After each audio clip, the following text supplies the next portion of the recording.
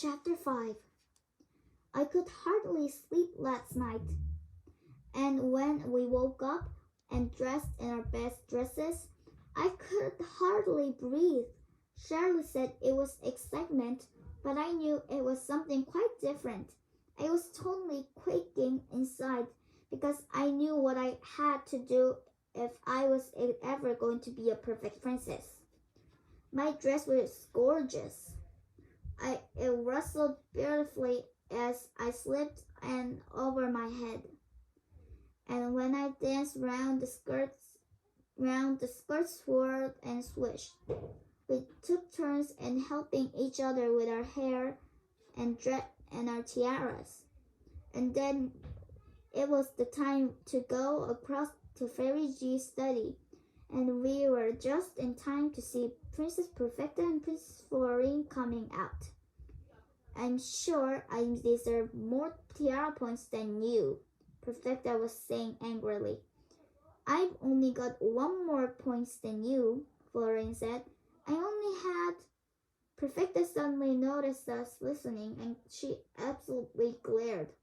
Shh, she snapped at Florine, and they scuttled away as fast as they could go.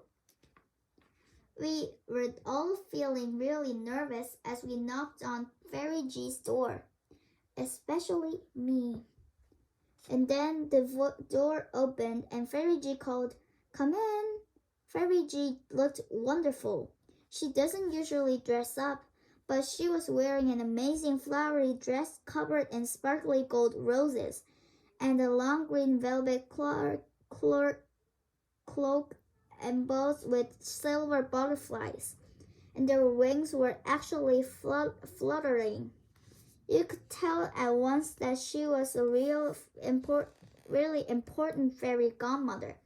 We couldn't help courtesying, and she laughed her big booming laugh. Now, Rose Room, do you want to be presented to the mirror one by one or all together? Of course, we wanted to be together.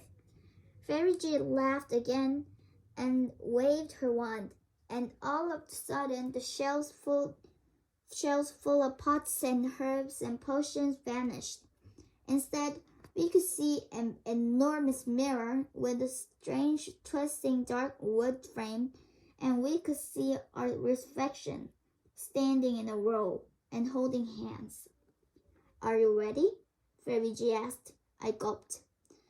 If you please, Fairy G, I said, and my voice sounded very wobbly. I have something important to say. I stepped forward, and I could feel my friends staring at me in surprise.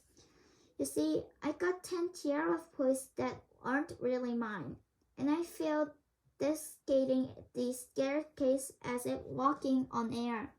So I shouldn't be here at all, and I'm very, very sorry. I had to stop to rub my eyes.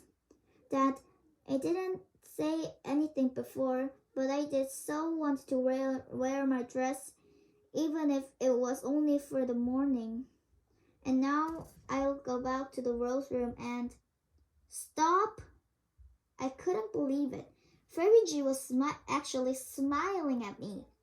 I think, Princess Alice, she said, we could let the magical mirror decide, don't you? And she waved her wand, and there was an explosion of zillion little sparks of twinkling light. And as we stared in a total amazement, a truly beautiful voice spoke to us from the very depths of the mirror. Well done, Princess Alice, it said. You have been honest, and that is an excellent quality in a princess. You must remember that no princess is so perfect that she never ever makes a mistake. The voice paused and gave a funny little chuckle. Besides, the Rose Room princesses make me laugh. And for a second, there was a flash of picture in the mirror, and it was me rolling down the staircase, and my friends staring with big round eyes. and Queen Mom Maddie looking horrified. Fairy G gave a little cough. Sorry, Fairy G, the mayor said, but it was funny. Now, where was I? Oh, yes. Ahem.